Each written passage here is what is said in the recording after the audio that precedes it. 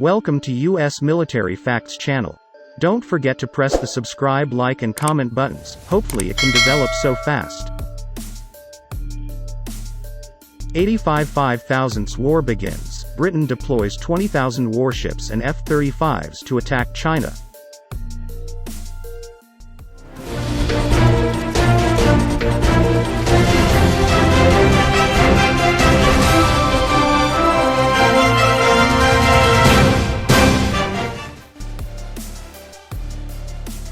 China's positioning in the South China Sea must be stopped before it triggers conflict in the region, the former head of the UK's Navy has claimed. The Labour peer said, "I think we do need to stand up to China because it's saber-rattling. As I say, it's effectively claiming the South China Sea. It goes, the 9-dash line they see up to that belongs to us." Speaking to Express.co.uk, former First Sea Lord of the Royal Navy, Lord Alan West admitted his extreme concern over China's pursuit to become the leading superpower in the world. Lord West served as Chief of the Naval Staff for 4 years from 2002 to 2006 before becoming Parliamentary Undersecretary of State for Security and Counter-Terrorism under Gordon Brown.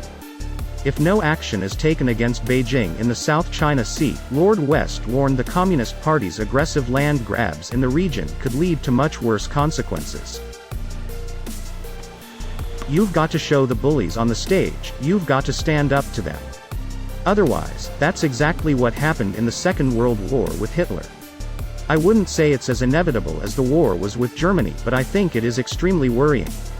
The other worry is that nowadays with a war, you can't afford to have global wars because they go nuclear." Amid China's claims in the region, the former Sea Lord insisted the UK should look to form new alliances in the region to defend against and combat Beijing's Communist Party.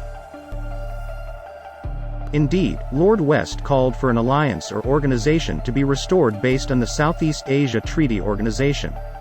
The group was an international organization for collective defense and comprised of Australia, France, New Zealand, Pakistan, the Philippines, Thailand, the UK and the US. It was established in 1954 but was dissolved in 1977 after some countries pulled out. Despite demanding action, Lord West expressed concern the armed forces will not have the money capable to do what is required to combat China. The government had decided to scrap the multi-year funding review due to the implications over the coronavirus pandemic this month.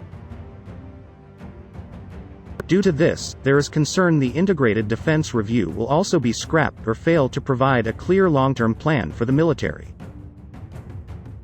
The former Sea Lord concluded, "We're in a position where this integrated review is meant to be all things to all men and the most important review since the Cold War," according to the Prime Minister. But it's been slightly derailed because of coronavirus.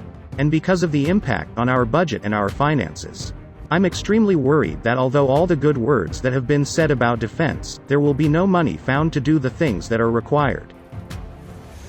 This month, the US rejuvenated the Quad alliance with Japan, Australia and India. Last week, India also invited Australia to naval exercises with the group for the first time since 2007. The Quad alliance is seen as a four-state organization designed to strengthen cooperation between the 4 states and represent a viable bloc to China. This week, Secretary of State, Mike Pompeo signed the Basic Exchange and Cooperation Agreement on Geospatial Cooperation to provide sensitive satellite imagery to India. In response, China warned the US to stop its Cold War rhetoric against the state. War begins. Britain deploys 20,000 warships and F-35s to attack China.